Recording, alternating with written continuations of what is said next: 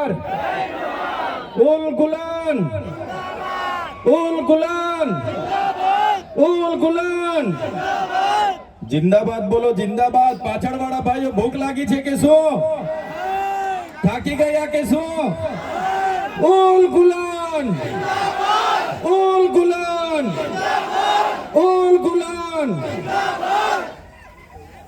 સૌ પ્રથમ તો 150મી જનનાયક બિરસા મુંડાજીની જન્મ જયંતિમાં અહીં મંચસ્થ ઉપસ્થિત બધા જ લોકો બોલે એવા છે, પણ એ બધા જ આગેવાનોને હું ક્ષમા માંગુ છું કે સમયની મર્યાદામાં અને જે પ્રકારના કાર્યક્રમો છે એ પ્રકારના કાર્યક્રમોને ધ્યાને રાખીને તમને બોલવાની જે આયોજક મિત્રોએ તમારા વતી અમને સૂચવેલું છે તો બધાને વિનંતી કરું છું, બધા સહયોગ આપજો।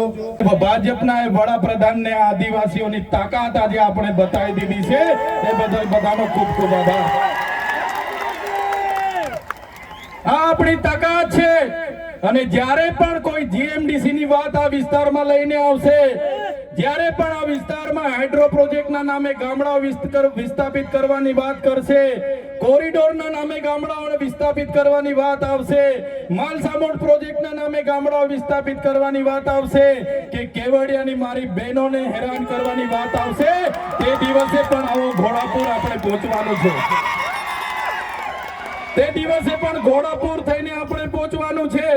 ત્યારે મારા સાથીઓ, મારા વડીલો, મારા યુવાનો, બાળકો, સૌ તમે પોતાના વિસ્તારમાંથી પોતાના રોટલા ખાઈને પોતાના ભાડે થઈને તમે અહીંયા પહોંચેલા છો, ત્યારે આ તમારો ભાવ, આ તમારા અમારા પ્રત્યેનો પ્રેમ, આ તમારો સહકાર અમારી તાકાત છે। આજે આનંદભાઈ અને હું જ્યારે આવડી મોટી સરકાર સામે લડતા હોય, આ સરકાર પર પોલીસ છે, આર્મી છે, એમના કલેક્ટર છે, એમના એસપી છે, એમની કોર્ટો છે, એમનું તંત્ર છે, યંત્ર છે, મંત્ર છે, પણ અમારી સાથે અમારી જનતા છે, એ લોકો અમને ક્યારે કાઢી નહીં શકે। સાથીઓ, કોર્ટમાંથી હું છૂટીને આવ્યો અને આ પોલીસ, એ ભાજપની પોલીસે ખોટા સોગંદનામા કર્યા અને સોગંદનામાના લીધે મને ડેડિયાપાડામાં આજે પ્રવેશ બંધી છે અને હું રાજપીપળા રેમ છું, ત્યાં પણ કેટલાક પોલીસ અધિકારીઓને ભાજપના નેતાઓ કહે છે કે આને નર્મદામાંથી પણ બહાર કાઢો। ત્યારે નેતાઓને હું કહેવા માંગુ છું, તમે મને ડેડિયાપાડામાંથી બહાર કાઢશો, તમે મને નર્મદામાંથી બહાર કાઢશો, અમે અમારા લોકોના દિલમાં વસેલા છે, ત્યાંથી ક્યારે બહાર નથી કાઢી શકવાના। અમે અમારા લોકોના દિલમાં વસેલા છે, ત્યાંથી કોઈની તાકાત નથી કે અમને તેમાંથી બહાર કાઢી શકે। ત્યારે સાથીઓ, હમણાં આપણો બધાનો વિરોધ જોઈને, આપણી બધાની કામગીરી જોઈને આ લોકોએ હમણાં મંત્રીમંડળ બદલ્યું, બધા મંત્રીઓને બદલી કાઢ્યા, આપણા વિસ્તારમાં પણ 4 રબર સ્ટેમ્પ મંત્રીઓને રાખી દીધા છે। ત્યારે આ સરકારને કહેવા માંગીએ છીએ, ભેંસ દૂધ ઓછું આપે તો ત્યારે ભેંસના ખીલા બદલવાથી દૂધ વધતું, ભેંસ દૂધ ઓછું આપે એના ખીલા બદલવાથી ભેંસનું દૂધ વધતું। આવનારા દિવસોમાં સરકારને કહીએ છે, મંત્રીઓ બદલવાથી અમારો કોઈ વિકાસ થવાનો નથી। 2027માં અમે સરકાર બદલી દેવાના છે, બદલી દેશું ને આપણે? તૈયાર છો બધા? ત્યારે આ સરકારને ખબર પડશે કે સરકાર બદલવા વાળા આવી ગયા છે। ત્યારે સાથીઓ, વધારે વાતો નથી કરતા, હજુ આપણે અહીંથી રેલીનું પ્રસ્થાન કરવાનું છે। આજે વડાપ્રધાન નરેન્દ્રભાઈ મોદીજી ડેડિયાપાડામાં આવે છે એમ કરીને પરવાનગી તો માંગવાની હોતી નથી અમારે, છતાં પોલીસ વિભાગ અને વહીવટી તંત્ર દ્વારા કહેવામાં આવ્યું કે જેમ બને તેમ પ્રોગ્રામ પતાવજો। ત્યારે એમને કહેવા માંગીએ છીએ, અમારો જે વડાપ્રધાનનો કાર્યક્રમ છે એમાં આગળ કીધું એમ પોલીસ 7000 છે, આંગણવાડી કર્મચારીઓ આ લાભાર્થી તે લાભાર્થી કરીને ભીડ કરશો, પણ આ ઓરિજિનલ આદિવાસીઓની ભીડ જોઈ લો, એ જ અમારી તાકાત છે।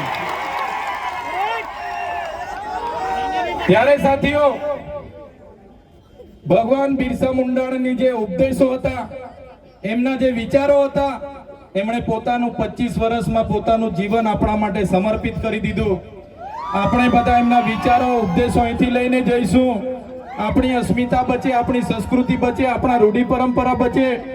ઉલહતુ ગામમાં થયો એક સામાન્ય પરિવારમાંથી એમણે તે વખતે જોયું કે અંગ્રેજો દ્વારા આપણા આદિવાસીઓની જળ જંગલ જમીન પર તરાપ મારવામાં આવે છે, આદિવાસીઓ પર કરવેરા નાખવામાં આવે છે અને 1899માં મુંડા વિદ્રોહ અંગ્રેજો સામે થયો. એની નેતાગીરી બિરસા મુંડાજીએ લીધી અને એમાં એમની ધરપકડ કરવામાં આવી. ઘમાસણ યુદ્ધો થયા, એક બાજુ તીરકામઠા ભાલા, એક બાજુ ગોળીબાર થયો અને એમને જેલમાં પૂરવામાં આવ્યા અને માત્ર 25 વર્ષની ઉંમરમાં જેલમાં એમનું મૃત્યુ થયું અને સેનામાંથી મૃત્યુ થયું છે એના આજ દિન સુધી કોઈ પુરાવા આપણને મળ્યા નથી.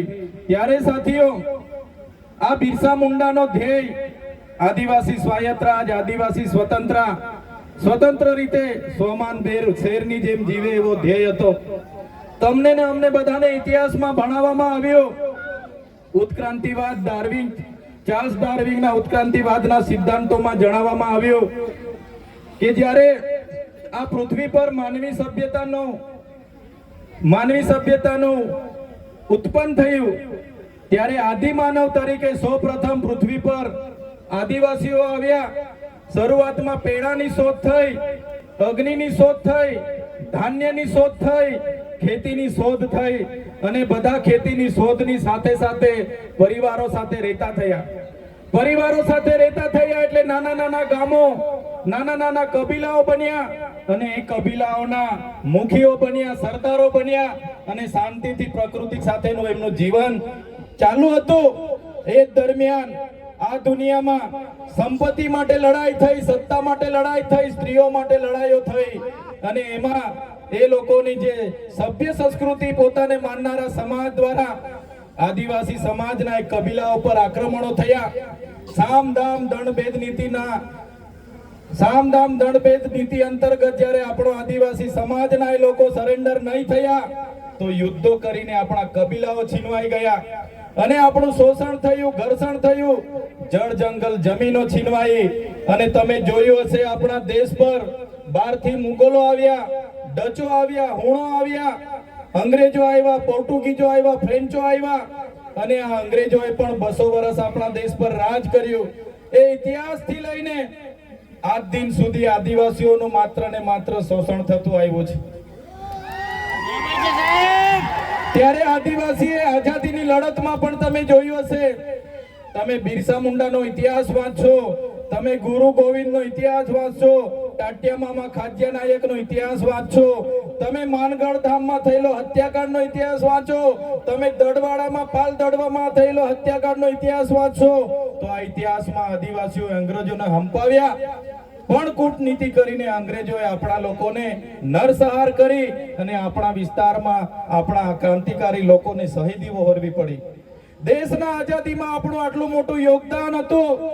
દેશ આઝાદ થયો, દેશમાં લોકશાહી આવી, લોકશાહીમાં દેશમાં બંધારણ બન્યું અને બંધારણની કલમમાં 444, 244, 13 આપણા વિસ્તારને 5મી અનુસૂચિ તરીકે જાહેર કરવામાં આવ્યો. સાથીઓ, જે આપણી રીત પરંપરાઓ છે, આપણો જે પહેરવેશ છે, આપણા પૂર્વજો આઝાદી પહેલા ઓળખી કાઢતા હતા. ગોરા અંગ્રેજો આવ્યા, એમના પહેરવેશ, એમની બોલી પરથી આપણા પૂર્વજો જાણી ગયા કે આપણા દુશ્મન છે.